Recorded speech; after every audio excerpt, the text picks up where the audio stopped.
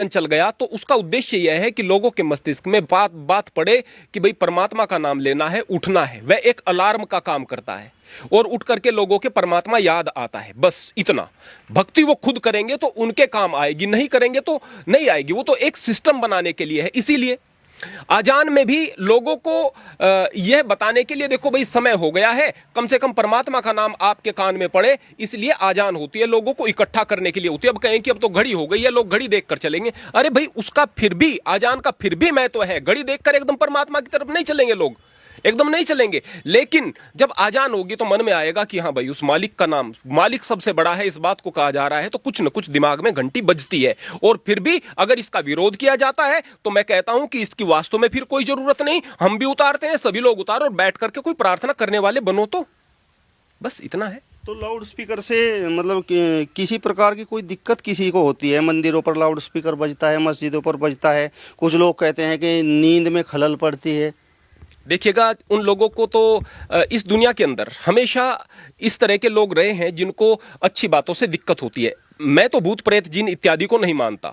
ये मुल्ला मौलवी जिन इत्यादि की बात करते हैं, हिंदू लोग भूत प्रेत तंत्र मंत्र की बात करते हैं, मैं इस बात को नहीं मानता। लेकिन फिल्मों में अक्सर दिखाया जाता था कि जिस आदमी के अंदर ये जिन वगैरह या भूत प्रेत या उनके शब्दों में जोम्बी वगैरह जो भी कुछ कहें वो होते थे, तो फिर फिल्मों में दिखाते थे, हॉलीवुड वाली फिल्मों में दिखाते थे कि देखो बाइबिल की आयतें पढ़ते हैं तो बिलबिला उठता है।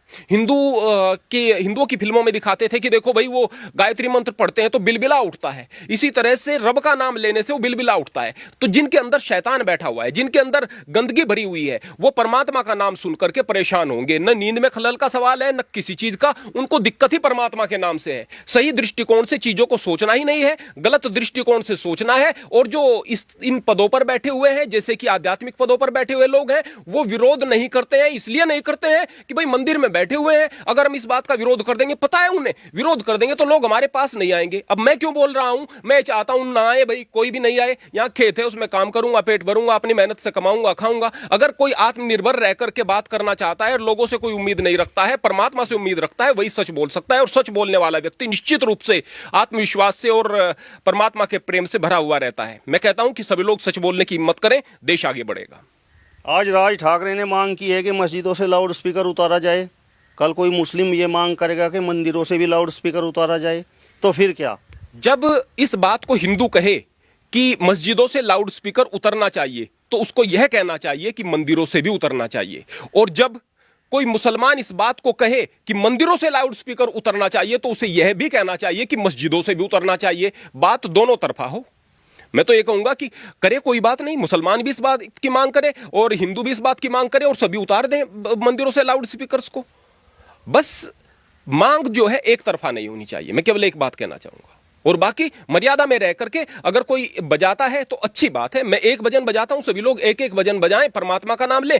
वो अगर अजान कर रहे हैं, 5 मिनट का समय नहीं लगता है भाई, नहीं लगता है, 2 मिनट से पहले खत्म हो जाती है। 2 मिनट में किसी को कोई दिक्कत नहीं होती है। हकीकत की बात यह है। और जो कहता है कि भाई ये केवल प्रचार कर रहे हैं, इस तरीके से हमारे दिमाग में क्लिक कर रहे हैं, अल्लाह सबसे बड़ा है और ये इस्लाम ये कर रहे हैं। अरे भाई, आप लोगों की मानसिकता इतनी छोटी क्यों हो गई है? आप लोगों का धर्म, आपकी धार्मिक मान्यताएं इतनी छोटी क्यों हो गई है? इतना खतरा क्यों हो गया है कि केवल अल्लाह के नाम से आपका धर्म बदल जाएगा? आप अपने धर्म को समझो तो, अपनी संस्कृति को समझो तो। इस सनातन संस्कृति के अंदर इतना सारा ज्ञान है, इतने सारे शास्त्र हैं, इतने सारे उपनिषद है, इतने सारे गूढ़ ज्ञान है। यदि आप इनको समझोगे तो धर्म आगे बढ़ेगा। लेकिन वो समझने नहीं है, वो पढ़ने नहीं है, दिक्कत अल्लाह से हो जाती है। ये दिक्कत की बात है। चलिए, तो ये थे आनंद स्वामी जी, जिन्होंने महाराष्ट्र में जिस तरीके से राज ठाकरे ने मस्जिदों से लाउड स्पीकर उतारने की मांग की है, तो उस पूरे मामले पर इन्होंने विस्तार से चर्चा की है। यदि आपको ये वीडियो पसंद आया हो तो इसे ज़्यादा से ज़्यादा शेयर कीजिए, लाइक कीजिए, कमेंट्स कीजिए और इसके साथ साथ हमारे चैनल को भी सब्सक्राइब कीजिए। नमस्कार।